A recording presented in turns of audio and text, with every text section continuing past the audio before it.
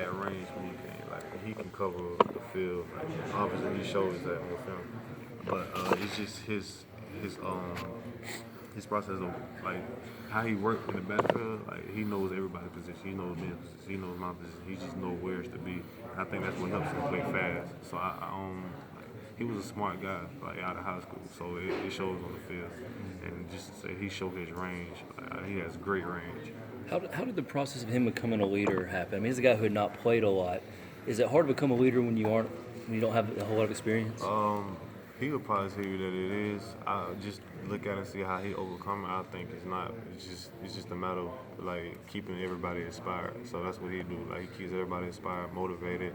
Obviously, he wanted to play. He could have played his sophomore year, but I mean, he had some good guys in front of him that he had to wait. But he didn't let that overshadow him. He didn't let it overcome. He just waited his time. And now he's blossoming. So he was doing that even when he wasn't playing. He was just a great player, like without being on the field. He just Jadar, happy dude. There's been a few teams, I think Michigan in particular, that have put their best corner on Ohio State's running back, Curtis Samuels, because they use him so much out of the backfield in the passing game. Is that something where you would be happy to match up against a guy like that? It's all up to Coach V, really, where he persuade. I mean, our scheme is to cover everybody. Like, you have a man guard him. If it have to come down to that, then we'll have to switch our role a little bit. Yeah, I mean, I hate to kind of put too much on any one game or anything, but like you look at the Pittsburgh game and they did kind of nickel and dime you guys underneath in that sort of second level of the defense a little bit. How have you seen the defense adjust since that game to that sort of game plan? With Pittsburgh, they had kind of like a weird scheme. They shift like 3 or 4 times in one play.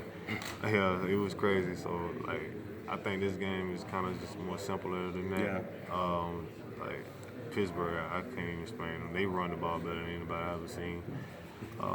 So Ben said, like, just line up and play. This is frustrating. Yeah, just line up and play. All that shifting in motion you really don't have to do. But I think we just kind of got overwhelmed, and we just kind of made some late adjustments. By then it was too late. You guys typically get the calls in late. Is that challenging? Teams are shifting and doing that. Well, Coach V has gotten a whole lot better since the time I got here to now. He's gotten a whole lot better with getting the plays in.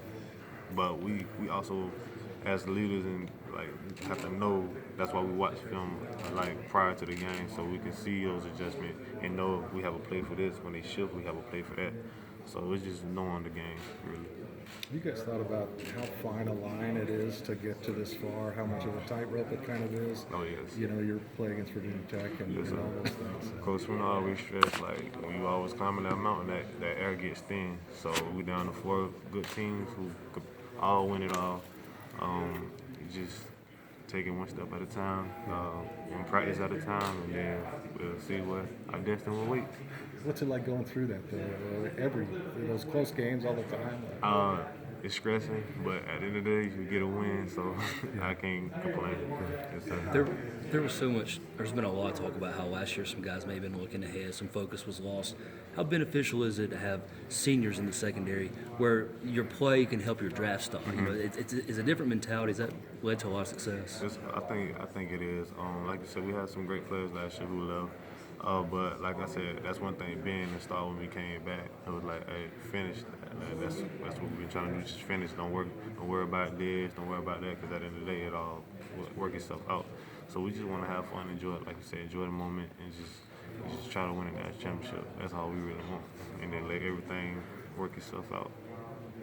Last year was such a quick turnaround play in the national championship game. Would you prefer to kind of get here, not have much time to play the game, or you kind of liking the fact you got several days to hang out with the team and maybe see the area a little bit? Yeah, it's good to relax, enjoy some downtime. I never been to Arizona, went to the national championship. I never been out west, so just to relax, be at a nice hotel, just to be away from Clemson for a little bit. I think that kind of helps everybody, gets their motive back. We don't practice long. We get what we got to do and we be out. But just to be out here in Arizona, a beautiful place like that, I like it. I enjoy it. I really enjoy it. Cordrea, it sounds like Ben is a bit of an extension of Coach Venables on the field as far as his intensity and stuff like that. Can you give me a little idea of what he is like on the field to play with? He's just somebody you know is gonna get everything you have. Just like Coach V is gonna give everything he has in coaching. So Ben, he's just a great leader. He's very vocal, but Does he get on guys? oh yeah, if you're not, he's on you. Anybody? Yeah, I mean, if he feel like I'm not doing it, he won't necessarily fuss at me because he knows I know what to do, but he'll just be like, try to get that a little quicker and this and that, and I'm like, all right, I listen to him, and then I'll be like, man, can you do this? And he listens to me, like, so it all ties in and stuff, which makes us a great team.